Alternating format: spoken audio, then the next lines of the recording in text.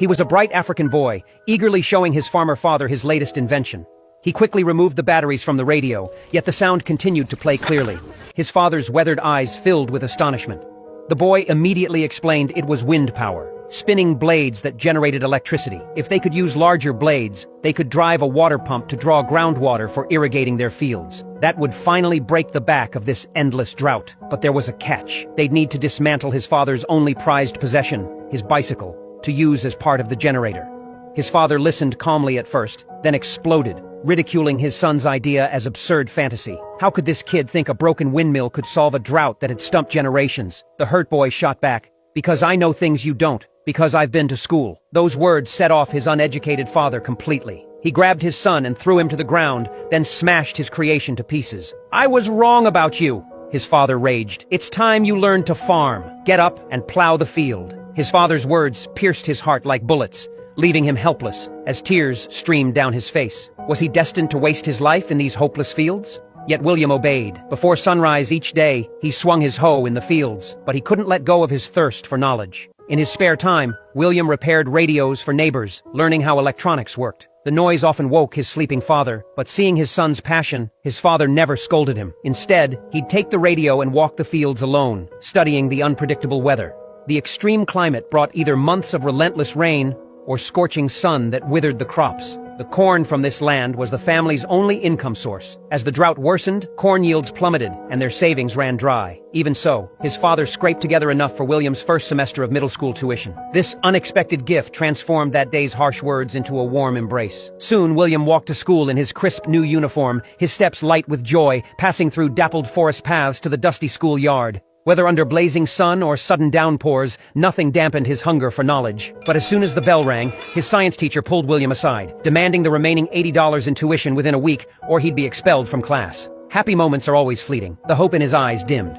His first exam scores were disappointing. Determined to catch up, he studied tirelessly after school each evening. But the fading twilight wasn't enough to read by, like distant starlight that couldn't illuminate his dark future. His mother told him they could no longer afford kerosene for the lamp. Watching his father toil in the rain-soaked fields, it seemed poverty was destined to block his path. But William refused to give up. To keep learning, he and his friend visited the village dump daily, searching for treasure. In the tobacco company's discarded waste, William always found something useful. This time, after hours of searching, he only found a water pump and a dead lead-acid battery, nothing to help him study at night. Disappointed, William returned to the village just as the chief was holding a meeting. The tobacco company wanted to buy the last of the local trees for $15 a ton to fuel their tobacco dryers. The chief insisted these trees were their last defense against floods and sandstorms. They couldn't be cut down. William's father strongly agreed, firmly opposing the plan. But some villagers, thinking only of immediate gain, ignored the long-term consequences and started signing up. Their peer pressure swayed others. Despite the chief and father's pleas, they could only watch as the flood-blocking trees fell in what was once a hopeful forest. The fleeing birds carried away their former beauty. The howling wind brought endless sorrow. Dark clouds on the horizon obscured their future. Though William felt helpless anger, there was nothing he could do. He went to the bad kids' hangout to listen to the ball game with his friends, trying to ease his anxiety. Just as the game reached its peak moment, the radio died. Everyone turned to William, the radio repair guy. He sprinted home through the darkness, grabbed every dead battery in the house, and rushed back through light rain to the hideout. William didn't disappoint. He connected all the dead batteries in series, positive to negative, explaining as he worked, then inserted them into the radio.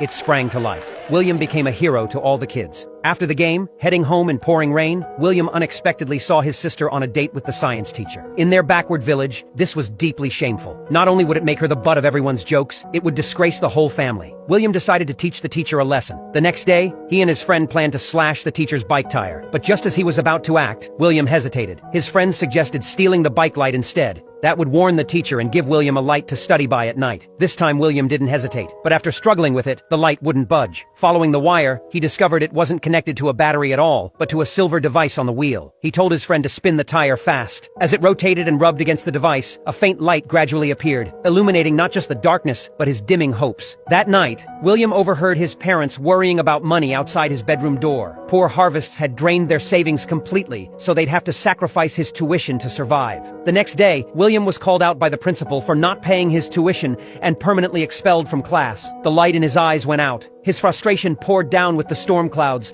Drifting white clouds carried away his dreams, and raging floods swept away his youthful aspirations. He stood frozen, as if time had stopped. His future seemed to drown in the rain-flooded fields. Without trees to block it, the rain grew more savage, gathering into countless streams that mercilessly swamped the farmland. His father, covered in mud, desperately dug drainage ditches in the storm. But against nature's fury, all efforts seemed futile. Helpless, he could only look apologetically at his mother. Yet their cursed life allowed no turning point. The rainstorm finally stopped, only to be replaced by scorching sun. Months of blazing heat left the new corn seedlings lifeless and drooping. Things couldn't continue like this. Desperate, his father rode his only bicycle across endless, desolate plains, through dingy, cramped villages, over muddy, crisscrossing fields, finally finding his friend who worked for the government. But his friend couldn't help. Instead, he told William's father to prepare for a nationwide famine. His father immediately went to the chief, hoping he could tell the president about their dire situation when he came to the village campaigning for votes. To prevent a repeat of the starvation 20 years ago, the chief agreed to his father's request. Now the family survived on meager cornmeal, praying the president's visit would change their tragic fate. But William believed fate was in your own hands. He vowed to make his dreams a reality. So he spent his days digging through the dump for treasures. Finally, a dead car battery gave him an idea. If he connected all the dead batteries together, positive to negative, he could make one useful battery. Connected to the water pump, it could draw groundwater to irrigate the fields. But the battery needed constant charging, a steady supply of electricity. How to generate that power became William's biggest challenge. So he put on his uniform and snuck into school when the principal wasn't looking. He found the science teacher and asked bluntly why his bike light worked when the wheel turned. The teacher explained it was a dynamo, but couldn't explain exactly how it worked or how to make one. He suggested William check the library, but William had been expelled. He had no right to enter. Thinking fast, William threatened to expose the teacher's relationship with his sister. The teacher reluctantly vouched for William to access the library. With the librarian's help, William quickly found a book on energy utilization. He was instantly captivated,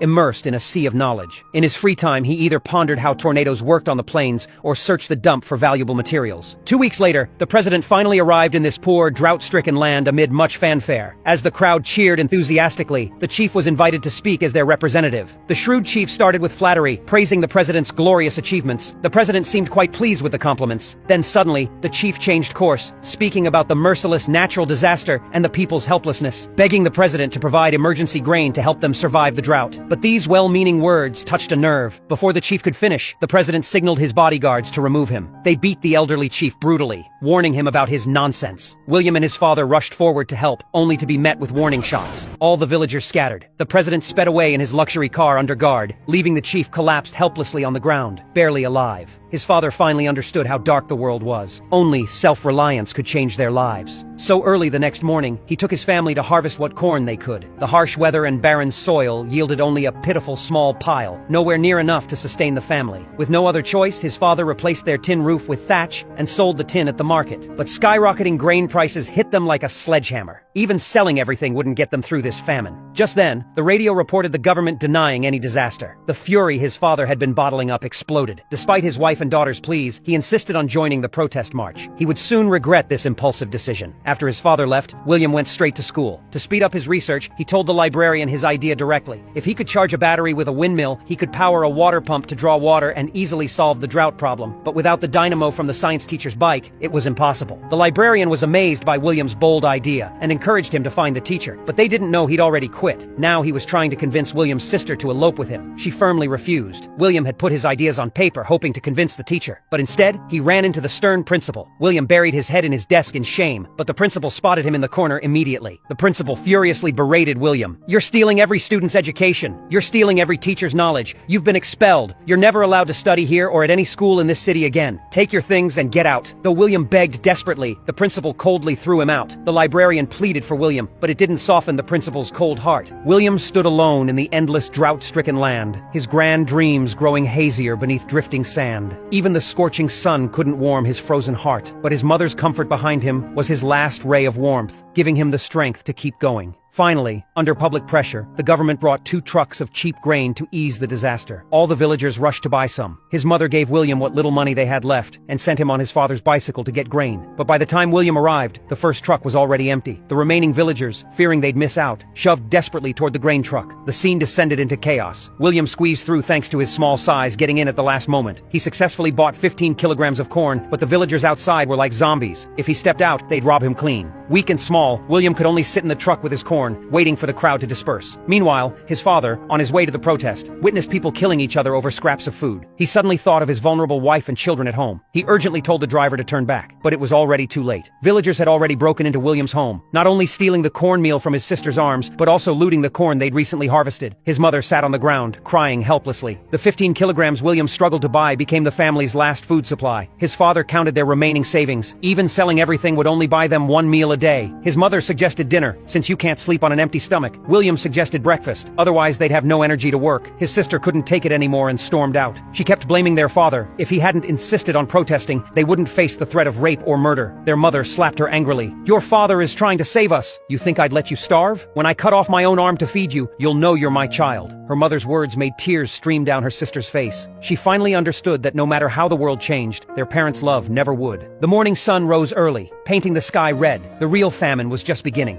William, trying to catch birds in the fields, couldn't spot a single one. Desperate to change their situation, William found his sister late one night. He hoped she could borrow the science teacher's dynamo. He shared his grand vision with her. Seeing William's determined eyes, his sister fell into deep thought. Her heart finally made a difficult choice. When William returned from chopping wood the next day, he found his mother crying outside and his father pacing frantically. His sister had eloped with the science teacher to reduce the burden on the family, leaving only a letter telling them not to search for her. This way there'd be one less mouth to feed. William sadly entered his sister's room and found the dynamo he'd been dreaming of on her worn wooden table. His guilt toward his sister deepened. His angry mother dragged William to the principal, accusing the school's teacher of running off with her daughter. The guilty principal's attitude softened considerably. He promised the school would do everything to find the teacher and offered William free access to the library. Finally, William could walk into the library openly. The light of hope illuminated every book. The former librarian had already resigned, but the battery she'd fixed for William still sat on the desk. William gathered all the relevant books and eagerly told his friends his plan. Some said it was impossible, but most believed in him. They had no better options. So everyone pitched in. Some baked the blades, some cleaned copper wire, and William connected the circuits. Through their collaboration, a small windmill took shape before their eyes. The moment they opened the door, fierce winds rushed in, and the windmill spun successfully with the flying sand. The radio miraculously came to life as the windmill turned. Everyone danced with joy, but only William knew the road ahead was still uncertain. Yet his friends were full of energy now. They tirelessly searched the dump for needed materials. By sunset, they returned happily loaded with supplies. But among all the parts, they were missing one crucial gear. His father's precious bicycle was undoubtedly the key to solving this problem. So William demonstrated his invention to his father and shared his idea. But when his father heard about dismantling the bicycle, he set William's painstaking work ablaze. Hearing this, William's friends started packing to flee the famine. But with food shortages nationwide, where could they go? Finally, after William's persistent persuasion, they decided to forcibly take the bicycle from his father. So the group confronted his father aggressively, demanding he hand over the bike. But his father simply raised his hoe. Everyone scattered in fear, leaving only William standing there helplessly watching his father. The scorching sun continued baking the earth, flying sand constantly demonstrating life's fragility. The once joyful school path was now lined with fresh graves. Even their faithful dog had starved to death. William's heart was filled only with endless sorrow and helplessness. Unable to bear seeing her son so defeated, his mother angrily vented her frustrations to his father. Her words finally awakened the stubborn man. He realized true happiness never comes from heaven. Only by taking fate into your own hands can you change your life and protect everything you love. So his father rode to find William. He apologized for his ignorance and stubbornness, but William said he'd never blamed his father. It was his father's persistence that gave him the chance to go to school. Seeing his son's determined eyes, his father finally let go of his prejudice. All barriers between father and son dissolved as they dismantled the bicycle together. William immediately threw himself into intense work. His father chopped trees energetically for the windmill's frame. Hearing about it, villagers rushed over to help. They raised the heavy tall frame together, working in coordination to secure every crossbeam. Finally, they lowered the pipe bit by bit into the deep well. Under everyone's watchful eyes, the windmill's final assembly was completed. William carefully connected every wire, then slowly unwound the wire binding the blades. The windmill lived up to their hopes, spinning in the wind. It spun people's hopes for life and lifted the poor boy's shirt and future. As the dynamo generated electricity through constant friction, current flowed through wires to the water pump. People dug ditches and channels, waiting for water to arrive, until a sound full of hope interrupted their work.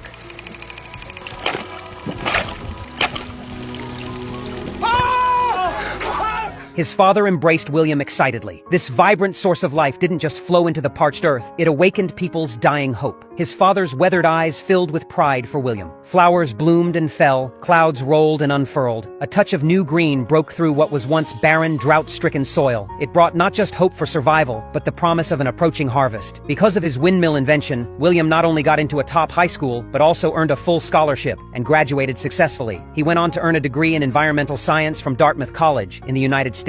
This true story shows us that knowledge is the best path to changing one's destiny, and poverty cannot block the road forward. Life always comes with hardship, and fate may not be fair.